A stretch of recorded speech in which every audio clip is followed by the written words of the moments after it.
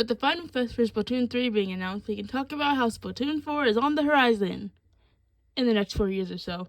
From what I've seen, the Final Fest typically determines how the next game in the series will go.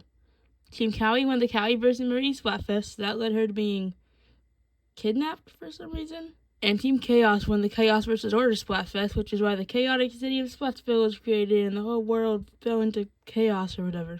But enough about me ranting about Splatoon information most of you probably know. Let's talk about what could happen depending on which Final Fest team could win. Firstly, let's talk about Team Past. If they win, there would be a good chance that things will return back to the way they were in Splatoon 1. The Inklings and Octarians will be against each other fighting for land. And for all we know, this will probably lead to the Great Turf War 3 happening if that's the case. Secondly is Team Present. This one should be pretty self-explanatory. If they win, the world will continue as normal. Inklings and Octolings will be living in peace, and who knows? Maybe more of them will get more little buddies of their own, or something. Who knows? Lastly is Team Future, which is what team I'll probably end up choosing, and no, it's not because of Big Man this time. The real reason I would pick this team is because I think it'd be cool to see Inklings and Octolings as well as the Splatoon series as a whole progress with life instead of going back to the old days or staying the same. Octavio might finally decide to retire and a new villain might appear. I mean, it makes sense, that dude is like over 100 years old or something. While it wouldn't be best for the Inklings, it would be cool if the Octarians had a new leader.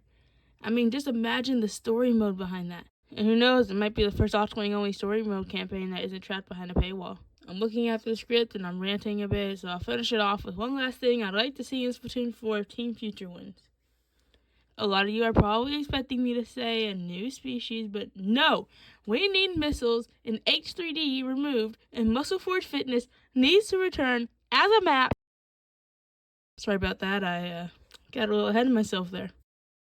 But in all seriousness, the thing I'd like to see the most if Team Future wins is some type of free roam story, or heck, a whole game to be open world.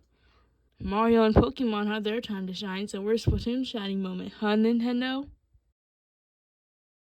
I was aiming for a 5-minute video, and how long is this? 8, maybe 10 minutes? I don't know, future me is gonna have to figure it out. But I'd like to thank you for sticking around and hearing me rant about Splatoon stuff. I'm trying to do more videos like this to add a bit more variety to my content. I'm in the process of getting an actual microphone, so if the next one of these types of videos are delayed, you'll know why. I have one more video that I'm editing that I've left the script sitting in Google Docs for a month. That's going to have the audio like this. Thank you, Apple, for creating an iPhone with a microphone.